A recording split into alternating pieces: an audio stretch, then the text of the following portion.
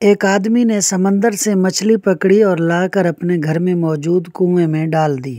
اس کنویں میں مینڈک ہی مینڈک تھے جن کے بیچ ہر وقت ٹیں ٹیں ٹر ٹر لگی رہتی تھی۔ مینڈکوں نے جب ایک نئی چیز دیکھی تو پہلے تو وہ گھبرائے اور مچھلی سے خوف زدہ ہو کر دور دور دیواروں سے چپک گئے۔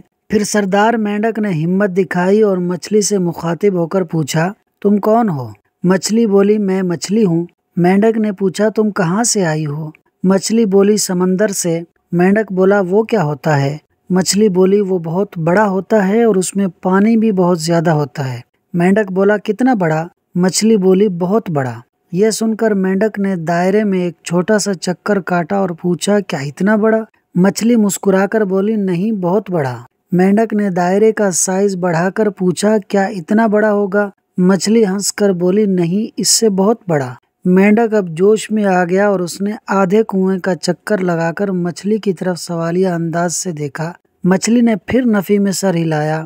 اب تو مینڈک نے پوری رفتار سے پورے کنویں کا چکر لگایا اور مچھلی سے کہا، اب اگر تم کہو کہ اس سے بھی بڑا تو پھر تم جھوٹ بول رہی ہو، کیونکہ اس سے بڑی تو کوئی چیز نہیں ہے۔ مچھلی مسکرائی اور کنویں کے مینڈک سے بولی، اس میں تمہارا قصور نہیں ہے، تم نے کنویں سے باہر کی دنیا دیکھی ہی نہیں ہے، تمہاری سوچ اور تمہاری دنیا اس کنویں تک محدود ہے۔ اس کہانی سے ہمیں یہ سیکھنے کو ملا کہ اگر آپ کا پالا بھی کسی کنویں کے مینڈک سے پڑ چکا ہے تو دیوار سے سر مارنے کی ضرورت نہیں ہے۔ اس بیچارے کی مجبوری کو سمجھیے۔ ہر شخص اپنی فکر کے دائرے میں سوچتا ہے۔ سچ ہے کہ فکر ہر کس بقدر ہمت اوست۔ پیارے دوستو، ویڈیو کو اینڈ تک دیکھنے کا شکریہ۔ ویڈیو کو لائک اور شیئر کر دیں اور چینل کو ضرور سبسکرائب کر دیں۔